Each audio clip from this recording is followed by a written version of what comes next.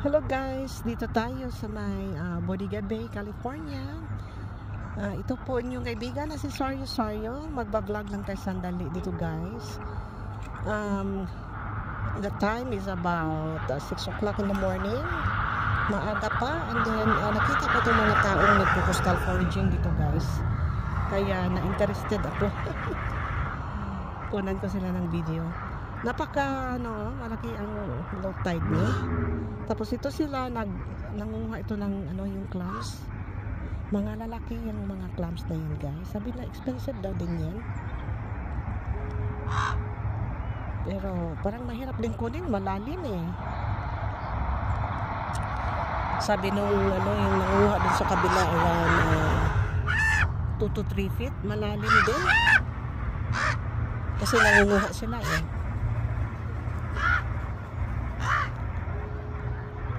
Yan yung mga mangingisda din, mga kumukuha ng clams.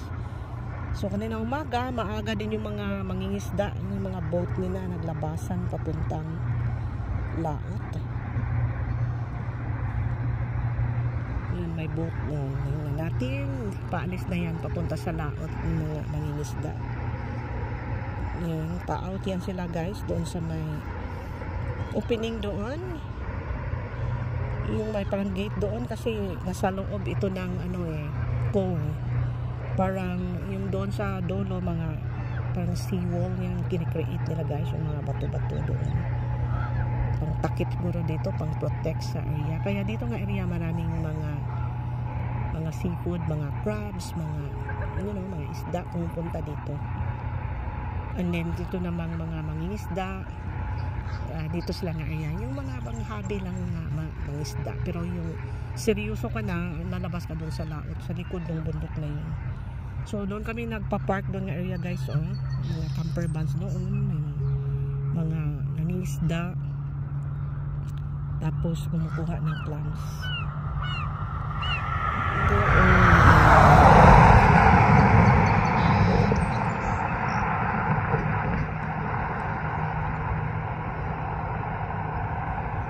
Ang daming lumot guys, yung tinatawag na plankton. Dami, so I could imagine itong area na to, rich talaga siya sa mga yung nakatira ditong mga seafood.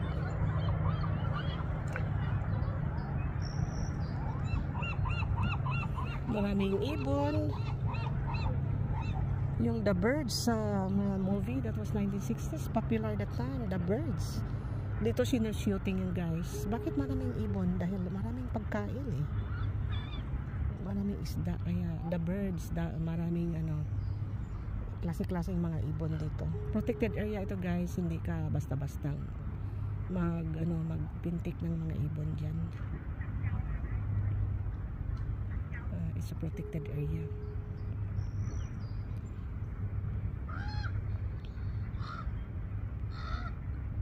Marami kaya silang nakukuha. Doon siguro nakaparking na yun. Yung isda na yun. Gusto nun yung ranger guys. Sakyanan ng ranger. Police. Dito nagbabantay. Pala guys, July 4th pala ngayon. Happy Independence Day mga guys. All over United States, all over the world, mga Americans nating mga kaibigan. Happy Independence Day guys.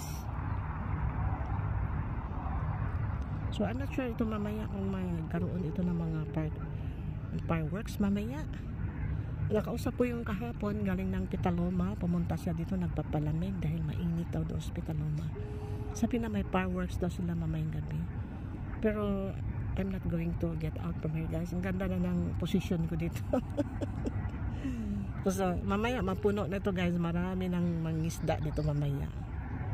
Kasi holiday ngayon, walang pasok. So you can just imagine, magdagsaan na dito yung mga tao.